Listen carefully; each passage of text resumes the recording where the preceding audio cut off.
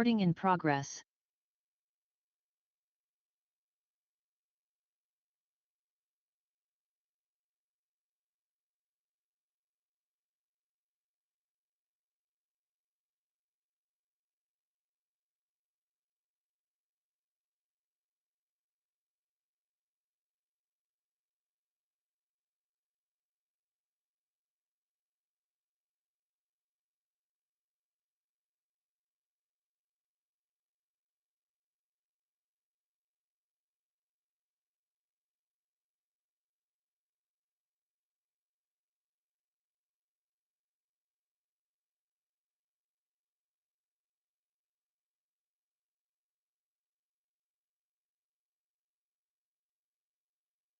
Mr. Oakham,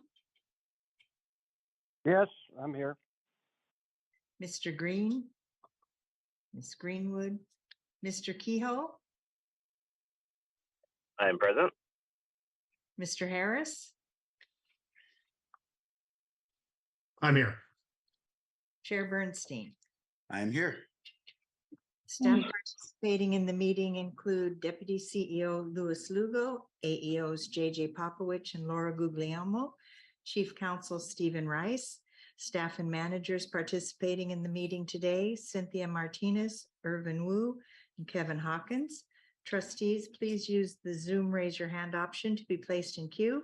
At this time, we ask all meeting participants to mute your mics until you are ready to speak, and we may now proceed with the agenda. Thank you, Terry. We are on to item 2, approval of the minutes of the regular meeting of December 7th, 2022. So moved. Moved by Knox.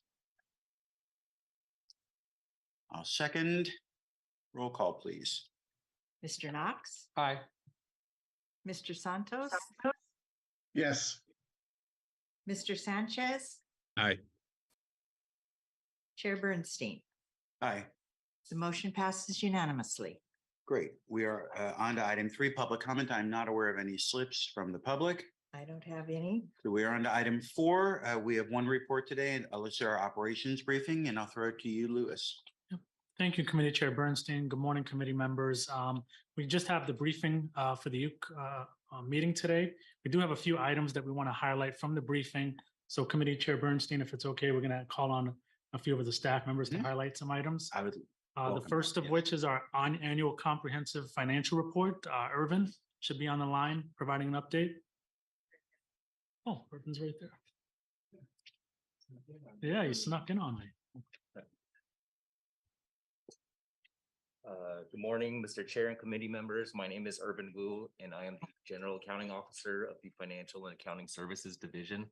I'm here to update you on the status of the AFR, which is our annual comprehensive financial report, and the PAFR, which is our popular annual financial report, with the PAFR being the abbreviated version of the AFR.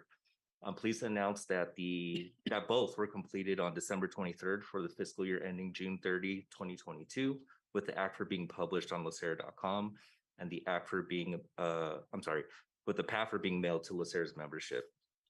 So you may be wondering, why is there a 6-month lag between the fiscal year end and when the AFR and PAFR are published in December? So at a high level, FASD performs a financial close, a soft close in July, and that recognizes most of the financial activity through the fiscal year end. FASD also performs a hard close during mid-August, and that recognizes, that captures activity that isn't readily available in mid-July, and that includes hard-to-value investment valuations. Through mid-October, we work with the financial statement auditors. We meet with them 2 days a week and fulfill their data requests and also answer any of their inquiries to receive the audit opinion.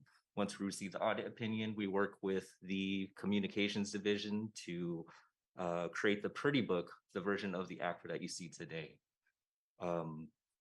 So with that, I stand for any questions that you may have. Thank you very much. Any questions? Thank you for the overview. Thank you, Irvin. Then we'll have Cynthia provide an update on the public service recognition project.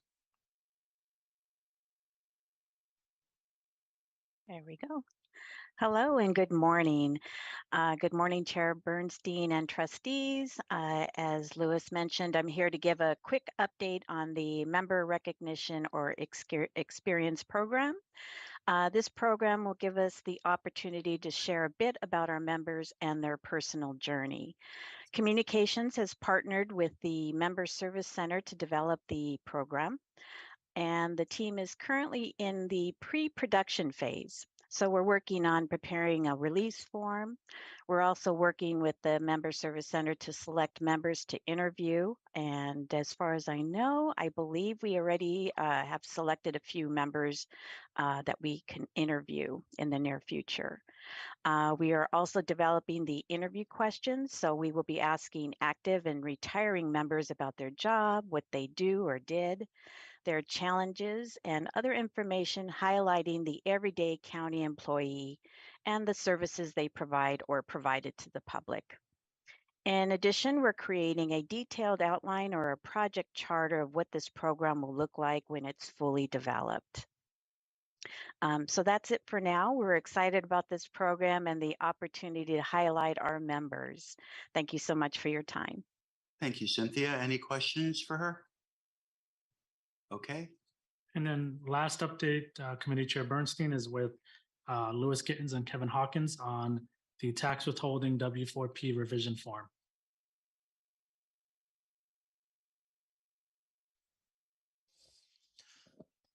Okay, let's get my camera situated.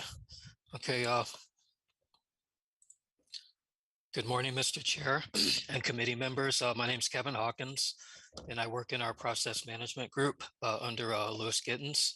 And I'm the lead on the project for updating our operations to accommodate use of the new IRS W4P tax withholding election form. And I'm just going to give you an update, on where we're at so far. So just for some background, the IRS significantly redesigned that W4P form in 2021. They wanted to have plans implemented by 2022, but it was quite a bit to implement, and a lot of plans, they weren't ready to do it. So the IRS gave us an additional year to implement it. So we took advantage of that, additional time that they gave us. And we targeted January 1st, 2023 to fully comply. So in terms of the impact of the form to our members, it's, first of all, we can no longer use the old W4P form. We've updated our member communication page to reiterate that in order for us to accept any old W4P form, we had to have accepted it by 12/31/2022. So if we receive any of those old forms now, then we're going to reject them, and we're going to send the person who sent it the new form, and they'll have to use that because we don't have any choice. The IRS gave us a hard deadline on that. So for current payees whose federal withholding is based on the old version of the form, the IRS doesn't require them to submit the new form just because they revised it. What they did is they gave us this computational bridge, and it allows us to convert data from an older W4P so that we can use it in the new withholding calculation that the new form requires. So in our test, the calculated withholding amount using the converted data is within cents of the amount that we arrived at using the old calculation, which fortunately that aligns with what the IRS said when they first provided that computational bridge. So they didn't want that to significantly impact everybody, and they didn't want everybody to have to provide a new form. And they wanted to give us a way of using the new tax tables and a new calculation and take old form data from that and use it so that the withholding is very close to what it was before. So for somebody who doesn't want to submit a new form, they might see a little change, as a matter of sense, or maybe a little more because of the underlying tax withholding tables. But so far, if they don't submit a new one, they shouldn't see a huge change in their withholding election amount. So the challenge that's going to happen here is that the revised W4P, it has a lot more data entry fields than the old one. The old one had like 3, and this newer one has like up to like 10. where you can put in dollar figures. And we anticipate that the challenge is going to be for our members because they're asking for additional income in one of the steps from if you have another job or if you have another pension, and they want you to provide that information under, certain conditions on the W-4P. And I think members are going to have a problem with that because the IRS didn't really give the public any information, regarding the impact of providing the other income on the form. But I mean, if you do the math and kind of look at the big picture, it appears that they just want to collect more taxes from each payment during the year instead of having to collect a greater amount when everybody files their taxes returns at the end of the year. But for whatever reason, they didn't just say that.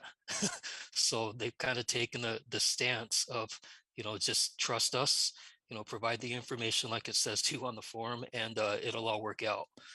So some members will understandably be, they'll be skeptical and they're going to ask us for explanations, but we're going to have to be careful about, what we say because we don't want to veer into,